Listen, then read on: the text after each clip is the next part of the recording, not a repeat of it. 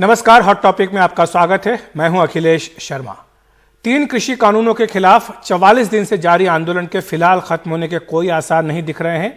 आज किसानों के नुमाइंदों और सरकार के बीच हुई 8वें दौर की बैठक भी बेनतीजा रही। बातचीत के अगले दौर के लिए 15 जनवरी की तारीख तय की गई है, लेकिन उससे पहले 11 जनवरी को सुप्रीम कोर्ट में इन नए कानूनों पर सुनवाई होगी।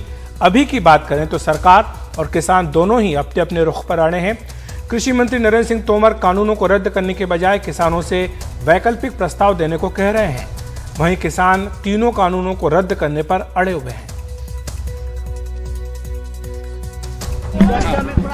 गर्मी भी हुआ, मगर हम लोग बोला कि हम रिपील के अलावा कोई बात सुनने के लिए तैयार नहीं है। रिपील के बगैर कुछ नहीं। आज सरकार बोला ये नाम करो, दोबारा बोलने का कोशिश किया, हम उसको नकार दिया। ये बात हम नहीं सुनेंगे, बहुत सुन लिया। रिपील को बोला तब ठीक है, तो हम लोग एक कोर्ट में चलो। तो कोर्ट में क्यों जगह? सरकार के साथ हमारा किसान का सीधा सवाल है, सरकार के साथ कोर्ट में हम नहीं जाएंगे। हम किसी कोर्ट का सवाल नहीं है। नहीं, कोर्ट बोला है कानूनी है क्या गैर के नाम में आपको कानूनी अधिकार हम चैलेंज नहीं कर रहे हैं, हम कानून को चैलेंज कर रहे हैं। कानून किसान विरोधी है, इसलिए हमारा कोर्ट फोर्ट के जाने का कोई सवाल नहीं है। सीधा होगा तो होगा, नहीं तो हम लड़ेंगे मरेंगे, इसके अलावा कोई बात हमारे सामने नहीं। बहुत देर तक चर्चा के बाद भी कोई विकल्प आज प्रस्तुत नहीं किए जा सके और इसलिए आज चर्चा का दौर यहीं स्थगित हुआ और यूनियन और सरकार दोनों ने मिलकर ये तय किया है कि 15 जनवरी को पुनः दोपहर 12 बजे वार्ता के लिए इकट्ठा होंगे। वो लोग भी अपने यहाँ बात करेंगे, हम लोग भी अपने यहाँ बात करेंगे और मुझे आशा है कि 15 तारीख की जो बैठक होगी उसमें कोई समाधान ढूंढने में हम लोग सफल होंगे। सरकार ने बार बार यह कहा है और अनुरोध किया है कि वो कुछ वैकल्पिक प्रस्ताव देंगे तो सरकार उन पर जरूर विचार करेगी। तो सर, ये विचार करने वाला प्रस्ताव है क्या? अगर ये ऐसा विचार वो किसान यूनियन की तरफ से आना चाहिए ना प्रशांत जी।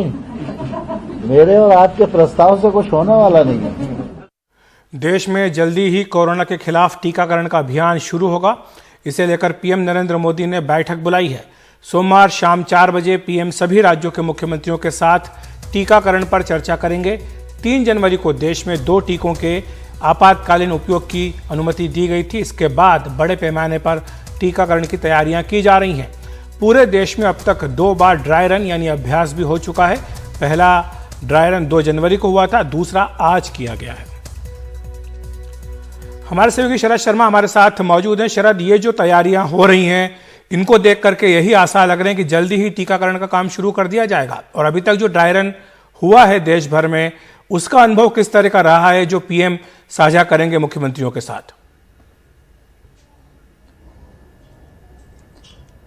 हाँ, देखिए, चर्चा यही चल रही है कि 13-14 जनवरी वो तारीख हो सकती है जिनमें ये टीकाकरण अभियान, अब तक का सबसे बड़ा टीकाकरण अभियान शुरू हो जाए। और प्रधानमंत्री नरेंद्र मोदी की जो बैठक है राज्यों के मुख्यमंत्रियों के साथ, उससे भी कुछ ऐसे संकेत मिल रहे हैं कि ठीक एकदम पहले ये बैठक हो रही है।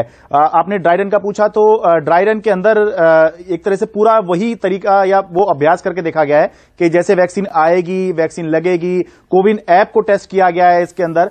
और कुछ राज्यों ने यह भी शिकायत की है कि उनके यहां कनेक्टिविटी का इशू है। जैसे कल की बैठक में जम्मू कश्मीर ने यह मुद्दा उठाया कि राज्य में ज्यादातर जगह पर 2G है और ये जो ऐप है या ये कोविन सिस्टम है ये नेट के जरिए चलता है। तो पूरा अभ्यास करके देखा गया है और जहां जहां दिक्कत राज्यों को या डीएम लेवल पर, जिला स्तर पर जो दिक्कत आई, उन्होंने सरकार को सूचित भी किया और उनकी जो समस्या है, छोटी छोटी समस्याएं होती हैं, उसको एड्रेस भी किया जा रहा है। और अभी तक कोई बड़ी समस्या जो है ड्राई रन में निकल के नहीं आई है। तो इसीलिए बस अब इंतजार है कि लगभग सारी चीज तो हो ही चुकी है। 2 बार अभ्यास भी हो गया, बड़े स्तर पर अभ्यास हो चुका है। तो बस अब सबको इंतजार है, न सिर्फ हमें आपको बल्कि राज्यों को भी इंतजार है। इसलिए जब मीटिंग हो रही थी राज्यों की स्वास्थ्य मंत्री के साथ में, तो हर राज्य अपनी अपनी कुछ बात तो कर रहा था, लेकिन आखिरी में ये जरूर पूछ रहा था कि आप बस ये बता दीजिए कि वैक्सीन कब आएगी। और डॉक्टर हर्षवर्धन यही कह रहे थे कि बहुत जल्द आपको इसका जवाब मिल जाएगा। जी, शुक्रिया आपका शरद। सबको इसी बात का इंतजार है कि कब ये टीकाकरण शुरू होता है। बहुत बहुत धन्यवाद आपका। आज देश के 33 राज्यों और केंद्र शासित प्रदेशों के 736 जिलों में कोरोना वैक्सीन लगाने की प्रक्रिया का ड्राई रन किया गया।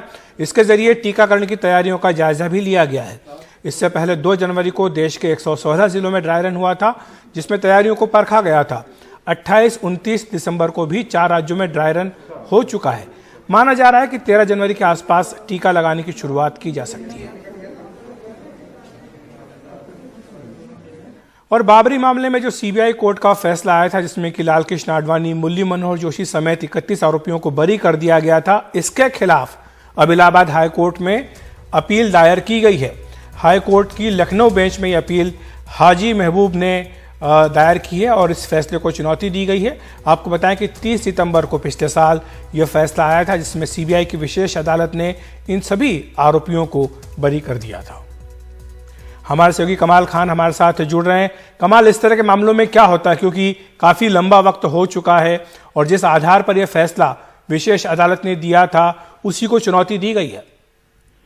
हाँ, उसी आधार को चुनौती दी गई। तकरीबन 500 पेज की उन्होंने पिटीशन फाइल की है। हालांकि सीबीआई की कोर्ट ने कहा था कि जितने भी ऑडियो विजुअल एविडेंस सीबीआई ने प्रेजेंट किए हैं, उससे जो कॉन्स्पिरेसी थ्योरी है और साजिश करके मस्जिद को गिराने का दावा है वो साबित नहीं होता है, और बल्कि ये पता चलता है कि जो आरोपी मुख्य नेता हैं वो वहां पे मस्जिद जो लोग तोड़ रहे थे उनको बचाने का काम कर रहे थे और उन्होंने सबको बरी कर दिया था। लेकिन हाजी महबूब पैरोकार रहे हैं बाबरी मस्जिद के, काफी वक्त से उनके पिता थे, उनकी जगह पे वो पैरोकारी करते थे। अब उन्होंने ये पिटीशन दाखिल की है। अब ये पता चलेगा कि सोमवार को, अभी तो रजिस्ट्री में आई है, कि वो सुनवाई पे आ पाती है या नहीं आ पाती है, और आती है तो जाहिर सी बात है कि फिर शायद सीबीआई। तो कमाल से हमारा संपर्क टूट गया है, लेकिन कमाल यही जानकारी दे रहे हैं कि हाजी महबूब ने इस फैसले को चुनौती दी है और जो विशेष अदालत का फैसला आया है उसमें जो आधार बनाया गया था उसी आधार को चुनौती दी गई है।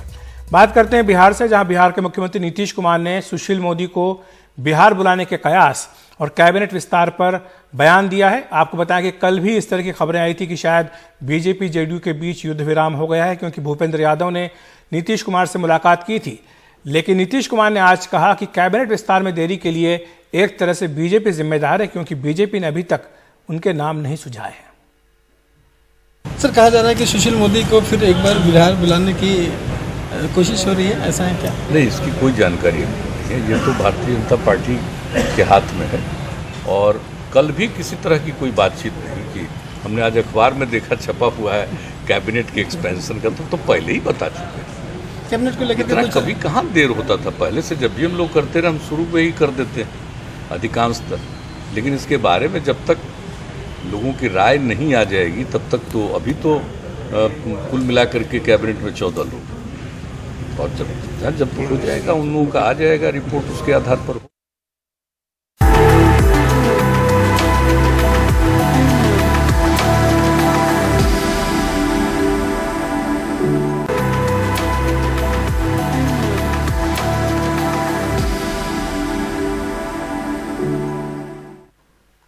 सोशल मीडिया के जरिए नफरत फैलाने की आरोपी अभिनेत्री कंगना रनौत से बांद्रा पुलिस थाने में 2 घंटों तक पूछताछ हुई है। हालांकि ये पूछताछ पूरी नहीं हो सकी। कंगना बॉम्बे हाईकोर्ट के आदेश पर पुलिस थाने आई थी। इस मामले में 11 जनवरी को हाईकोर्ट में अगली सुनवाई होनी है। बॉम्बे हाईकोर्ट के आदेश के बाद अभिनेत्री कंगना रनौत बांद्रा पुलिस थाने अपना बयान देने पहुंची जरूर, लेकिन तय समय से 1 घंटा देरी से। दोपहर 12 बजे के बजाय 1 बजे आई कंगना से पुलिस ने 2 घंटे यानी कि 3 बजे तक पूछताछ की। पुलिस थाने से बाहर निकलते वक्त कंगना मीडिया की तरफ हाथ दिखाते हुए गई, लेकिन पुलिस सूत्रों की माने तो कंगना से अभी पूछताछ पूरी नहीं हुई है। कंगना के ऊपर सोशल मीडिया के जरिए नफरत फैलाने का आरोप है। इससे जुड़े कंगना के तकरीबन 100 से ज्यादा ट्वीट हैं। उन सभी के संदर्भ में पूछताछ करनी है। अभी सिर्फ 4 से 5 ट्वीट के बारे में पूछताछ हो पाई है, इसलिए कंगना को फिर से पूछताछ के लिए बुलाया जा सकता है। हालांकि कंगना की अर्जी पर बॉम्बे हाईकोर्ट में अगली सुनवाई 11 जनवरी को ही है, इसलिए बहुत कुछ अदालत के आदेश पर निर्भर करता है। पुलिस थाने के लिए निकलने के ठीक पहले कंगना ने अपना एक वीडियो ट्वीट कर खुद को सताए जाने का आरोप लगाया था और थाने में हाजिरी पर भी सवाल उठाया था। कि मुझे चौकी पे जाके, पुलिस स्टेशन पे जाके जो है वो हाजिरी लगानी पड़ेगी। मुझे कोई बता नहीं रहा है कि किस तरह की ये हाजिरी है, और मुझे ये भी कहा गया है कि मैं अपनी साथ हो रहे इन अत्याचारों का किसी के साथ में ना बात कर सकती हूँ, ना बोल सकती हूँ, ना बता सकती हूँ। मुंबई में रहने वाले साहिल सैयद नाम के शख्स की अर्जी पर बांद्रा मजिस्ट्रेट ने बांद्रा पुलिस को कंगना के खिलाफ FIR दर्ज कर जांच का आदेश दिया है। कंगना और उनकी बहन रंगोली के खिलाफ 17 अक्टूबर को राजद्रोह, धार्मिक भावना भड़काने और समाज में तनाव फैलाने का मामला दर्ज कर बांद्रा पुलिस ने 3 बार पूछताछ के लिए बुलाया, लेकिन दोनों बहनें नहीं आई। दोनों ने बॉम्बे हाईकोर्ट से उनके खिलाफ दर्ज FIR खारिज करने की मांग की। अदालत ने मामला तो खारिज नहीं किया, लेकिन दोनों की गिरफ्तारी पर अंतरिम रोक लगाकर 8 जनवरी को दोपहर 12 बजे से 2 बजे तक पूछताछ का आदेश दिया था।